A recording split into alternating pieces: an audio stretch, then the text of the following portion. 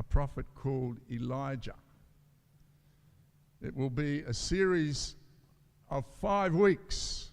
So I've got to discipline myself to get through Elijah today. And we'll be focusing on a couple of really interesting circumstances.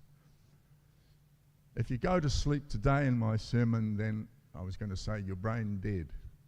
Because this is juicy stuff, I can assure you. You're going to meet Jezebel, the Jezebel. So just have a look up there at that first slide. The original word for prophet is Nabi, written there in Hebrew for you too. Sorry, I was slightly distracted.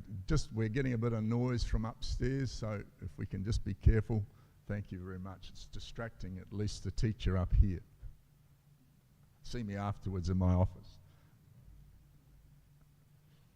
This word originates from the meaning to call. My little clicker's demolishing itself here in my hands. That could be an issue. Nabi, it's the most common term. There are 2 other words for prophet in the Old Testament, Roe and Hosea, and they both have the sense of being a seer, S-E-E-R. In other words, and this is what most of us think a prophet means, that they foretell the future. But that, in fact, is only a small part of the role of a prophet. Nick, can you please fix this clicker for me? Thank you, sir.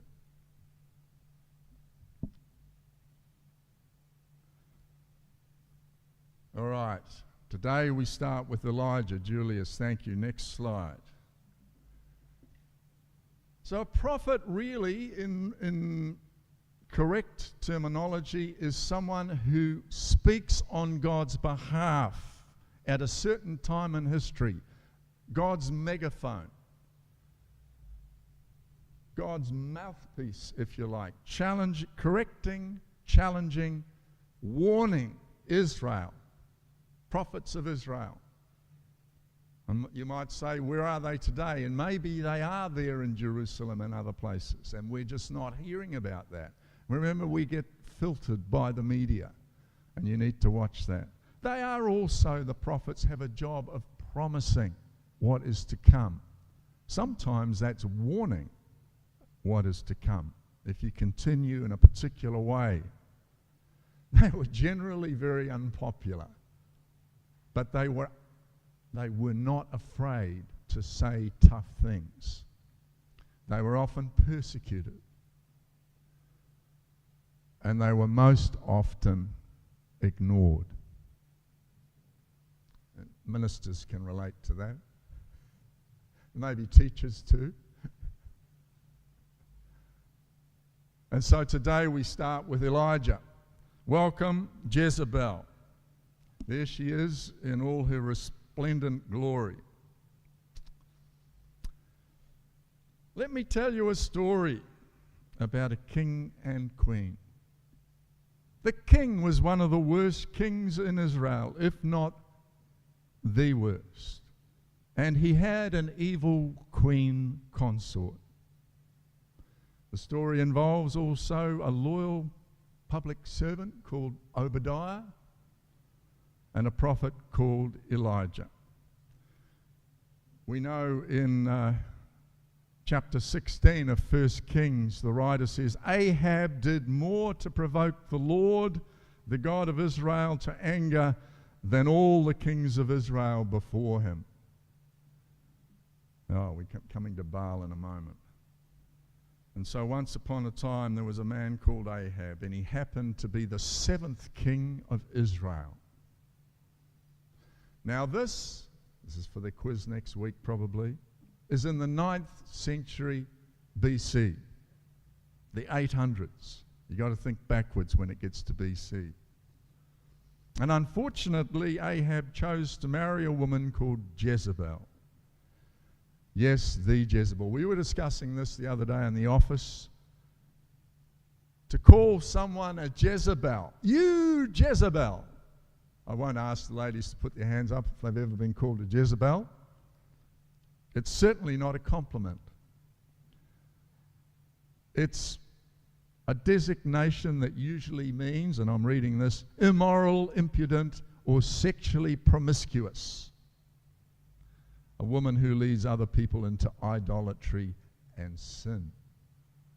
Okay, we're still awake, aren't we? She was a very interesting customer. Ahab married Jezebel. She was not an Israelite. She came from Canaan or Phoenicia, same thing. And she persuaded Ahab to introduce her gods, Baal and Asherah, into the religion of Israel. And being a passive, weak man, Ahab was very happy to oblige. And so we come to our reading. So we have this cult happening that included temple prostitutes. So you can see how things have suddenly changed in Israel. And here we have today's reading. And Elijah is fronting up to King Ahab here. And he's challenging Ahab. You know, if you think these Baal gods, the Baal god and Asherah, are powerful or real, then I challenge you basically to a duel. Most of you know what happens. They lose and Elijah wins. That's shortening the story. Very dramatic. You can read it there in the rest of chapter 18 when you go home today, or chapter 19. So Ahab sent word throughout all of Israel. There they are. And so Elijah went before the people and said, how long, he's saying this to Israel, how long will you waver between two opinions? If Yahweh, Creator God, is God, then follow him. If Baal and Asherah is God, then follow them. But the people said nothing. It's quite dramatic. And they waited, and things unfolded. So, I want just to touch on where Ahab failed as a leader. And you could do this if you're doing a leadership seminar. You could flip this on its head and talk to people about what not being a good leader is. Well, for a start, the most obvious thing is that he was idolatrous. He allowed pagan gods to enter the true religion of Israel, the monotheistic religion. He bent to Jezebel's influence. He gave in to her wishes, her preferences. And we call this religious syncretism. And that's the word for today, syncretism. It's mixing something foreign with the one true religion, or with another religion, blending the worship of Yahweh with the worship of foreign deities. Ahab tried to have his cake and eat it. He tried to say, oh, I still believe in God. But he also was attracted with everything that the pagan worship brought in. He was passive. I've already mentioned that. He was not prepared to stand up. He knew the law of the Lord, the first commandment, thou shalt have no other gods beside me. He was emotionally weak. Some of you will know the story of Naboth's vineyard. Ahab looked at a vineyard very close to his own temple, and he was wanting to have a community garden. He was wanting to have a vegetable garden. And he said to Naboth, I want to buy your vineyard. And Naboth said, no, it's been in the family for years. I don't want to sell it. And so Ahab goes home and sulks. And he sulks so much to his wife, he refuses to eat. and he refuses to sleep. And so Jezebel, she must have cared about him. She went and got rid of Naboth and gave her husband Naboth's vineyard. That's that story in a nutshell. But it exemplifies how weak a leader he was. He had a lack of responsibility. He ignored God's will over and over again, and thus is called probably the worst king of Israel. I guess what I want to focus on as we draw things to a bit of a close, Elijah's role as God's mouthpiece was to challenge evil. It was to challenge particularly the syncretism of Ahab and Jezebel. And there's another little excerpt from chapter 18. How long will you go limping between two opinions? Elijah says. If the Lord is God, follow him. But if Baal, then follow him. Our question today is, do we have a role to correct syncretism in our day? Do we have a prophetic role as God's people? The only reason I'm wanting to study the prophets with you is that they are a challenge to us. It is a call to us. But is the syncretism part of our world, part of our culture, and part of our church? It's a hard question to ask.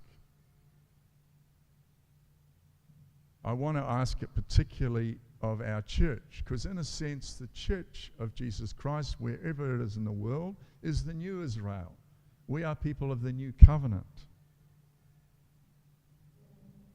It'd be interesting if we had more time to have a discussion on this.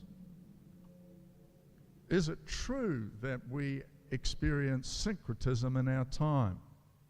That we have brought in to our faith what we do, what we believe, things that displace God as number one?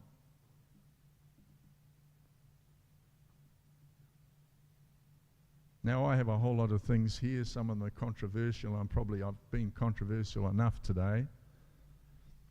But we need to look around our country. We need to look at areas like sexuality. We need to look at what is a family. We need to look at what is important in education, university climate. I believe that there's a challenge from the whole global climate ecological issue. For many churches, that is their primary focus. In a sense, that has become their God. I'm not necessarily, qualifying this, a climate change skeptic, but I am concerned that if we deflect our attention and pour our money and energy into everything to do with stopping the oceans from warming and warming our climate,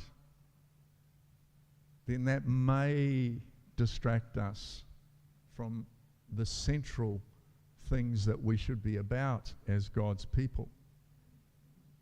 What other things? Sure, I'm all for doing what we can to minimize pollution and to minimize what's happening to our oceans and to the air.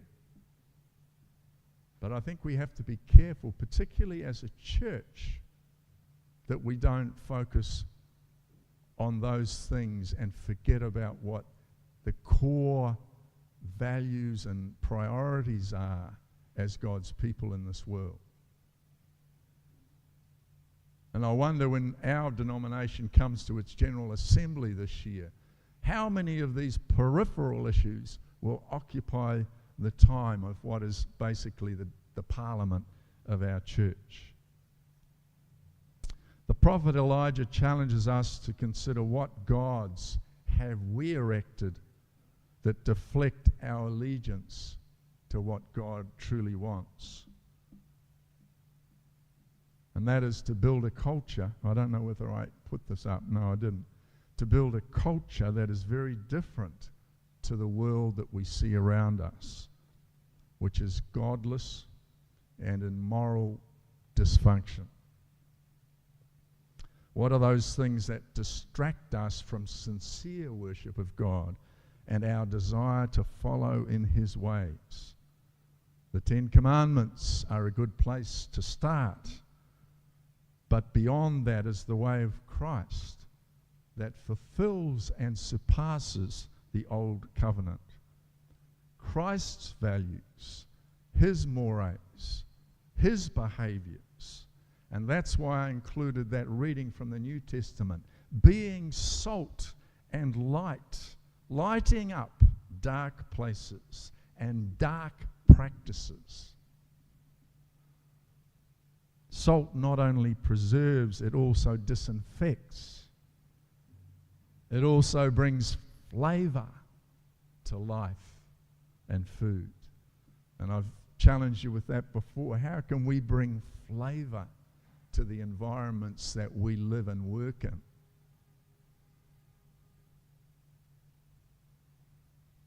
Precious metaphors.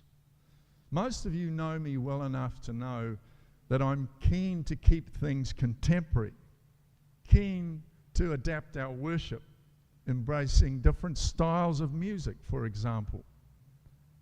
And I'm keen for us to keep track on what's happening in the world.